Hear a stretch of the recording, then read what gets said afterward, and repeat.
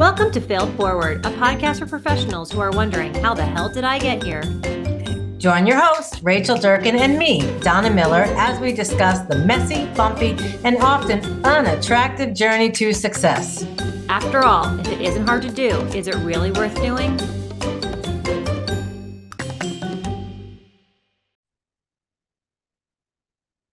Hello, everyone, and welcome to another episode of Fail Forward, the podcast for those of us wondering, how the hell did I get here? My name is Rachel Durkan. I'm with Paradigm Marketing and Design. We are a web marketing, branding, and sales enablement agency that customizes and supporting clients with a complex sale. So if you have a sales team whom you want to have more qualified meetings and to close more deals more quickly, we can help you build a marketing to sales infrastructure to make that happen.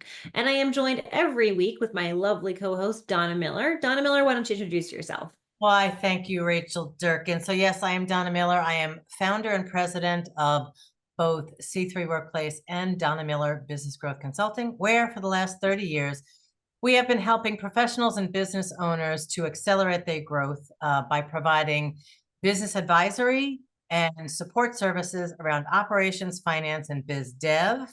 What we really do is we allow you to focus on that which truly drives your business forward. And our clients know that by bringing us in, we will build systems that are efficient, integrated, and executable, either by them or by us.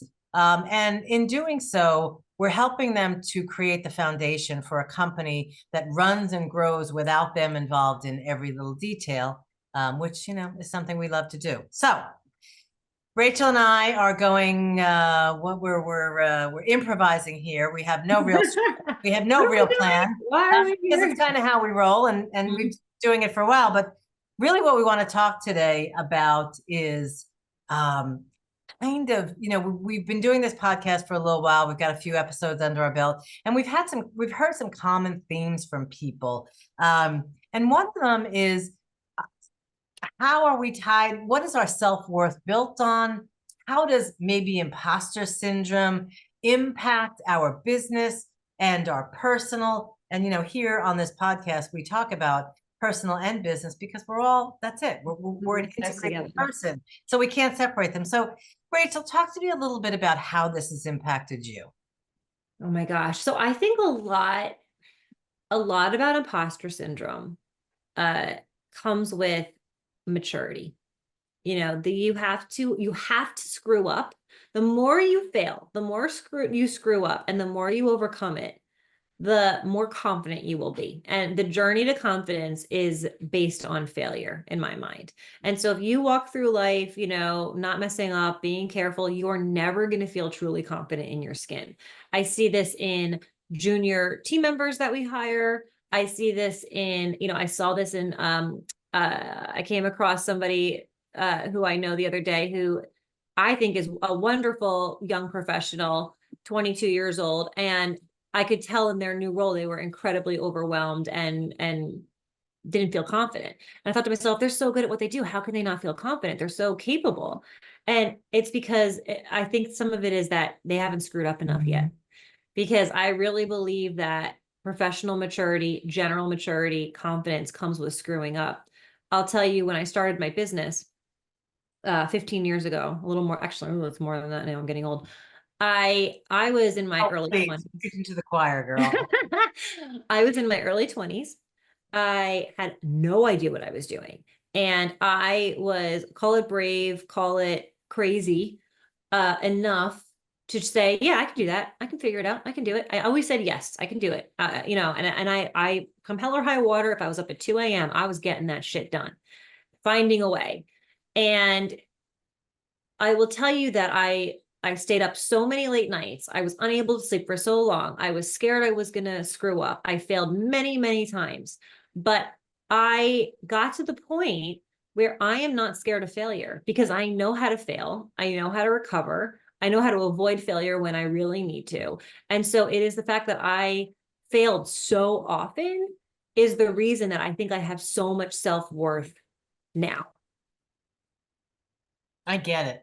And I met you early on, and I think one of my superpowers has been to identify extraordinary young talent. And I've always said to you, you're wicked smart. And that's why we are 15 years later, still doing shit Right, she'll together. hang out with me. She'll say something smart today. Um, but I have a little bit of a different story. And as you know, here I am, 30 years in business. I've built a company that runs without me. I've launched a consulting practice. I get to do some private equity investing. And I've got this nice work-life harmony thing going on right now. But all of that is built on a high school degree. And so talk about having low self-worth. I used to think to myself, like, who the heck am I to think I can run a company, or I can be successful in running a company? Or I think for me, I never thought I was doing enough. Like, even up until maybe 5 years ago, I didn't really think I was doing enough. So for me, a lack of self-worth, I want to mentor young, especially women now, because I do think it's a little bit different. But anyway, I want to work with as many young people as I can to help them move through that as quickly as they can, because it's so effing useless. It is. Hmm. In another podcast, we talked about, things you hold on for too long. A lack of confidence you hold on to for too long. So I have this webinar that I do. It's called The Power of Influence. I believe, you said confidence is rooted in failure. I believe confidence is rooted in competence. So because I had such low self-worth when I started out, I outread everybody. I outworked everybody. I out-volunteered everybody. And I always believed that, volunteer positions were the way to showcase your talents. What that led to, which, I mean, it got me a lot of opportunities. In fact, I remember sitting at a table when I was about to go onto a board, and I'm sitting with these two, older gray men, and they're talking about the multiple homes and the taxes here and the taxes there. And I'm sitting in this chair, and I'm just getting smaller and smaller and smaller. Yeah. And then finally I said to myself, you know what, Tommy, earn this seat. Just sit straight and be you. And We'll have a couple of homes someday. exactly. And it all turned out just fine. But I do think that as a result of low self-worth, one of the things I see the most now that I work in a kind of a business consulting capacity is people don't charge what they. That drives me insane. And they don't, with money, same with money, and they don't respect their time for its worth. Exactly. And if you want to be successful, the truth is you have to build a team. Can you have a great solo career? Yes, you can. It's going to be tied to you. It's going to be tied to hours in the day. There's going to be a ceiling on what you can do, and how you live. So I do agree. I think that it's, not charging what you're worth. And so when I'm working with clients, I always say to them, you'll get I'll get some younger people that I am typically mentoring, and they think, oh, I'll charge $75 an hour. It's more than I was making as a full-timer. I'm like, no. You have to charge from day one, whatever it's going, you have to think about Value is employees, what's it going to be like? So, and I also think that, we've talked about this before. We're both Sandler advocates. The truth is, it's not about dollars. It's about value. yes. I mean, I provide business support services, and sometimes people will say to me, well, I can hire a bookkeeper in the Philippines for $5 an hour. Great. How many times are they going to screw up and you're going to have to check the work? Are you really going to trust your, anyway? Yeah. So, I think that, I think self-worth is tied to so many different things. And so not only do I see people undercharging, but for me, there was a time when I wouldn't say yes to everything unless I was pretty sure I could do it. You can do it. Exactly. You can do it. Right. Yeah. Right. And as you said, confidence being rooted in failure. The truth is, the superpower About getting back up. is figuring it out. Now, let me be clear. If you fail and you stay down, you Then never failed. Right. Exactly. But did you fail and get back up 100 times and do it better the next time? Then you've got the confidence. 100%. Did you ever hear that story? It was like, I'm gonna butcher this, but there was a guy that owned a ship, and a piece of the ship stopped working, and so he had all these people come in, spend hours on it, couldn't get the ship to work. Finally he found this like old man who said he could fix the ship. He goes in, he tapped it 3 times with his wrench, the ship started working, and he charged him $2,000. He said, you were here for 5 seconds. He said, yeah, but it's years of me knowing where to hit it to make it work. And that actually happened to me the other day. I was in a meeting. The client came up with something. I solved his problem, and it was a sales meeting. So I solved his problem, with the idea in 5 minutes. I said, oh, I should have billed you for that. He said, yeah, for like what, $10? I said, no. I said, that would have been $2,000 consulting fee, so, and he agreed with me afterwards, because it's about your experience and knowledge and ideas and creativity. Screw the time. I mean, the time investment is important, but it's about the experience and what you bring to the table and knowing your value of that. I agree. And it's a great example. And it's also, I think similarly, we've all heard, you never want to be the smartest person in the room. When I had lower self-worth, I was. I had So you right. surround yourself. I'm sorry, I'm interrupting you, but this is like such a good message. My business, when I was younger, I told you I started this business very, very young, and I had a lot of insecurities, but I always figured it out. And I always had this urge to hire people. I don't even know I was doing it, younger than me, more green than I was. And it was finally when I started hiring people who were smarter than me in certain areas that the company took off. It shot like out of a cannon, because I surrounded myself with people who are smarter than me. And I never want to be the smartest person in the room. I agree. And, I say I used to hire broken birds because I was a broken bird. That's a whole other story, a whole other topic. But I was trying to save people. I was trying to save them. Mm-hmm. And all I did was create, terrible situations for myself. Groups And of broken birds.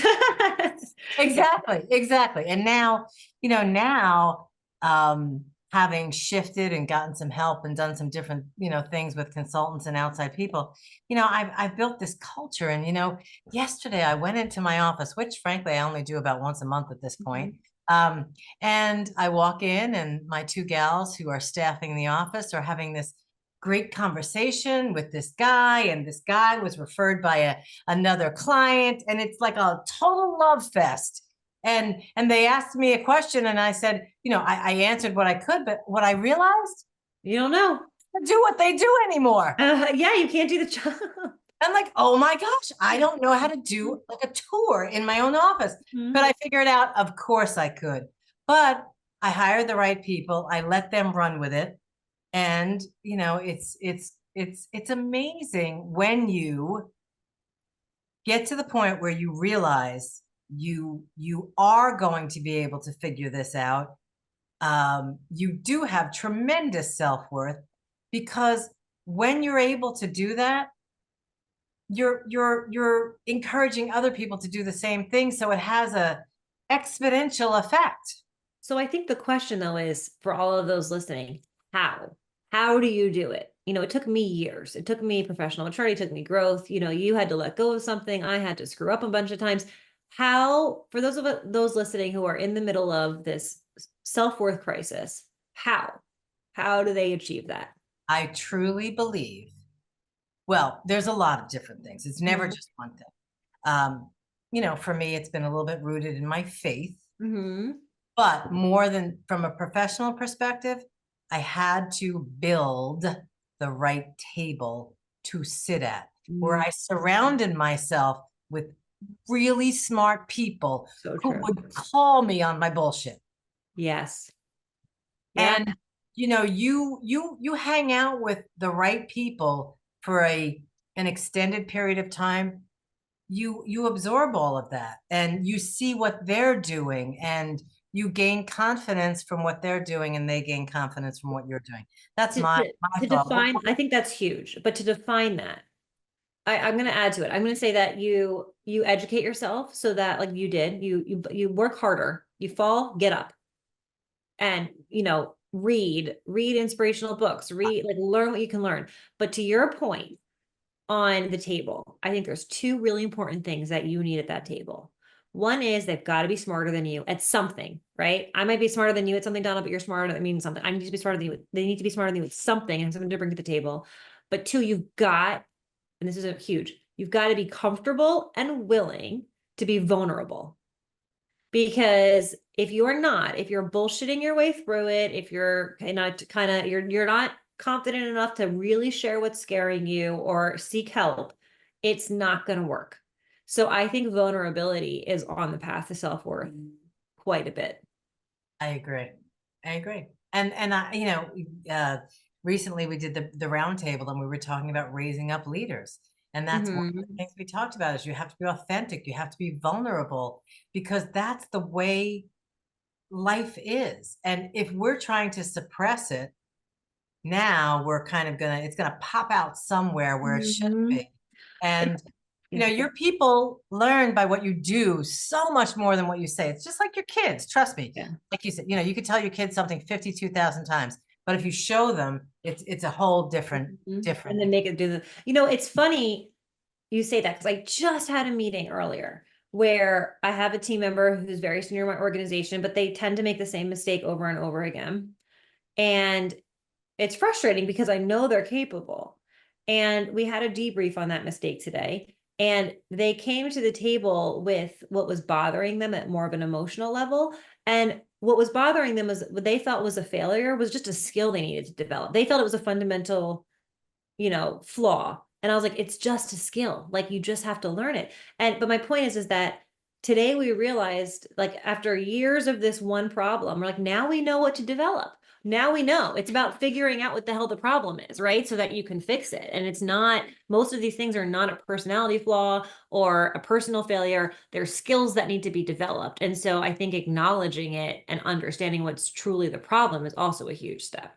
100%. And it's the power of habit. Once you know what you need to do and you start to do it, You just things do start it. to change. So, well, Rachel, as always, these episodes go very, very quickly. So, Mhm.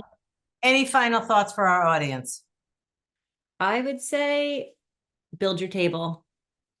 I Build your agree. table, even if it's two or three people, build your table. And I would also say, for me, so much of my self-worth came from, and I am still an avid reader. The truth is, Mm. our job as leaders is, I call myself Chief Visionary Officer. I stole that from Simon Sinek's Infinite Game, great book. Our job is to try and see around corners. So if we're Mhm. not reading, if we're not staying current, stay a student for life is, I guess, what I'm saying. And that's always been a superpower of mine. So thank you all ever so much for joining us for another episode of Held Forward. How the hell did I get here? And so until next episode, we hope you learn from your failures as well. Thanks so much, everyone.